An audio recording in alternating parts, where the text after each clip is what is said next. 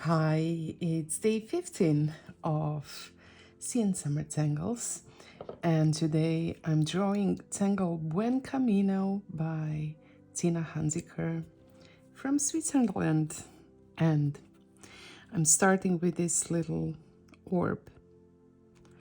And then from the orb, I'm going to start from the bottom part and draw this kind of a wavy line, and you can see that there is a shell shape emerging, and it doesn't have to be perfect or symmetric, as you can see. And then with these waves you are basically going to connect them in a way that kind of look like flower petals. And you can choose to retrace the lines or maybe start at the place where one line would be departing from the other. And now you can also see that there's a gap here, but it doesn't matter. We are going to mimic this first line on top. So just going to add a bunch of C lines until we reach the bottom part. And it's kind of repetitive, might be boring to watch, but it's actually very relaxing to draw, because the aura lines are one of, I think, the most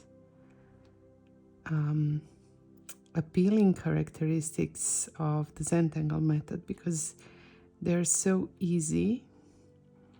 You can totally relax and not think about what your next stroke is, because you know exactly that you're just mimicking the line that you just drew before that one.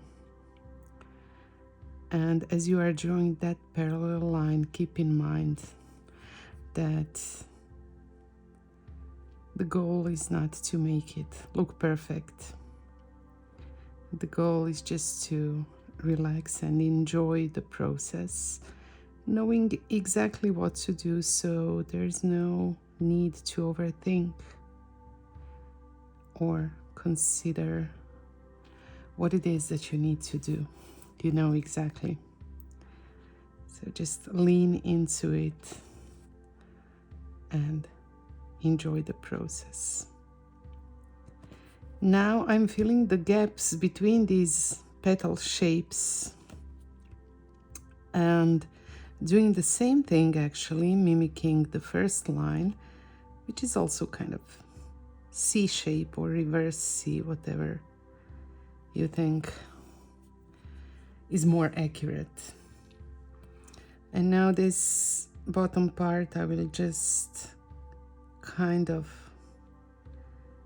add the continuing line. And to finish it, I will draw these little, almost like wings, that you know from the shells.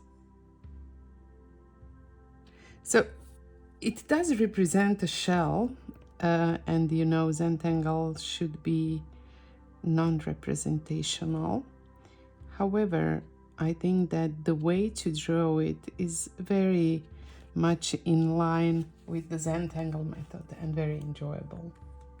So this is the part of tangling, and of course the next thing to do is add shades.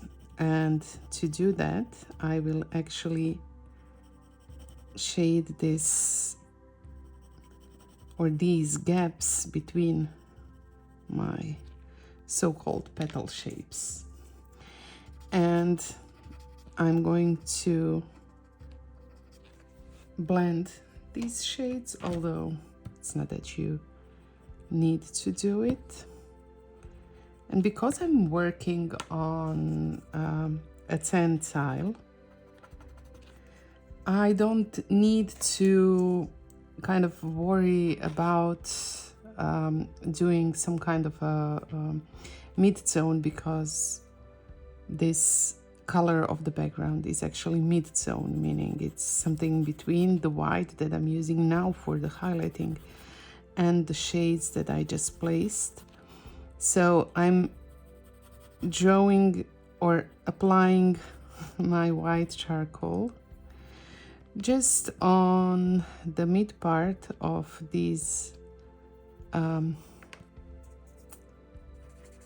let's say bumps, and I will blend them so that the charcoal trace, white charcoal trace, spreads a little bit, and then you can see that we have the whitest or the brightest white in the middle, and then I will not blend it all the way to cover because there's this mid-tone, which is actually the background color, as I said. Maybe I don't even need to apply any white gel pen here, as there is enough highlight. If you want, you can maybe just kind of flick the white pencil so that there's this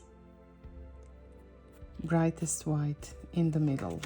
And I went over my black line, and I can either retrace it with my pen or I just use the pencil. And that's it. This is the Buen Camino.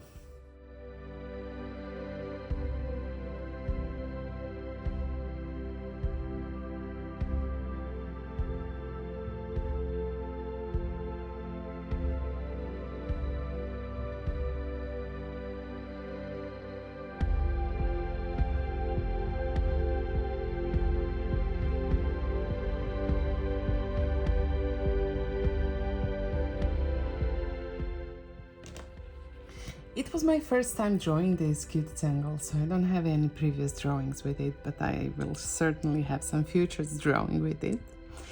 I wanted to thank you once again for drawing with me and following this challenge, and I will see you in 2 days. Bye!